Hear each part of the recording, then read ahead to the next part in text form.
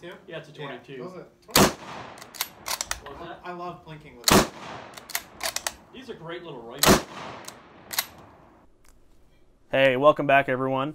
Today we're going to be looking at a pretty typical #1 Mark III short magazine Lee-Enfield, which was the main small arm used by British and Commonwealth forces during World War I and during World War II. But what makes this one particularly interesting is that it's what is known as a dispersal rifle. For context and background, in 1940 and 1941, BSA, or the Birmingham Small Arms Company, located in Small Heath, Birmingham, was the only factory making small arms in Britain until the mass production of the newer Model No. 4 Mark I Enfields in 1941. As you can imagine, this geographic area was a pretty important industrial hub and became even more of an urgent geographic center after the fall of Dunkirk in June of 1940, when the British Expeditionary Force left most of its equipment in the evacuation. This didn't include just small arms. This was tanks, trucks, artillery, machine guns, all manner of heavy weapons. But the Army wasn't the one that faced the shortage of rifles and small arms. It was the British Home Guard, who were desperately trying to supply arms for its 1.5 million members and growing by 1940. As an interesting aside, trying to overcome this shortage quicker, American citizens took up to donating their personal firearms to the Home Guard in a voluntary program set up by the, quote, American Committee for the Defense of British Homes. Anything and everything was done to overcome this shortage in the anticipation that regular British citizens would need to defend their homes during a German invasion after the fall of France. Now, on August 26, 1940, the BSA factory in Small Heath was bombed by the German Air Force, destroying their main barrel mill. It was then bombed again on November 19th and 22nd, destroying the machine shops, countless tools, actually trapped hundreds of employees in the factory and killing quite a few people. This stopped rifle production for up to 3 months.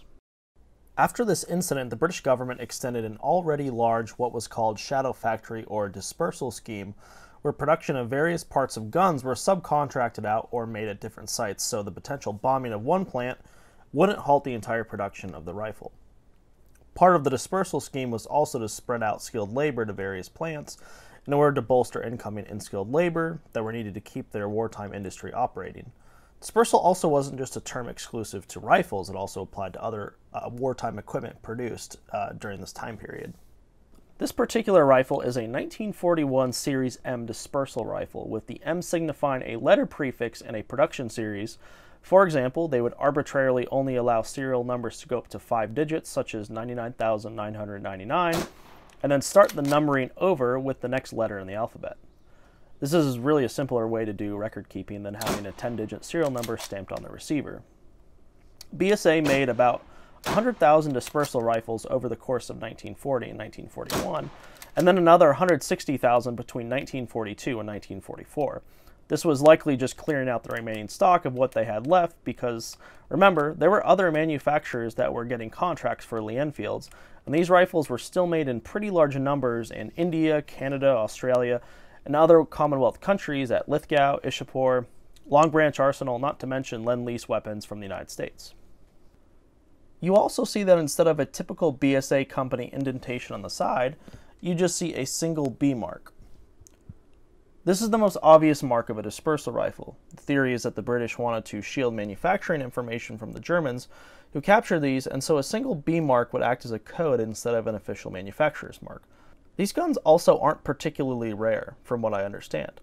I would theorize this is because many of these rifles were utilized by the Home Guard or stayed in Britain while the new No. 4 Mark I's were replacing these older model Enfields, and after the war were likely sold to the US as surplus for the civilian market.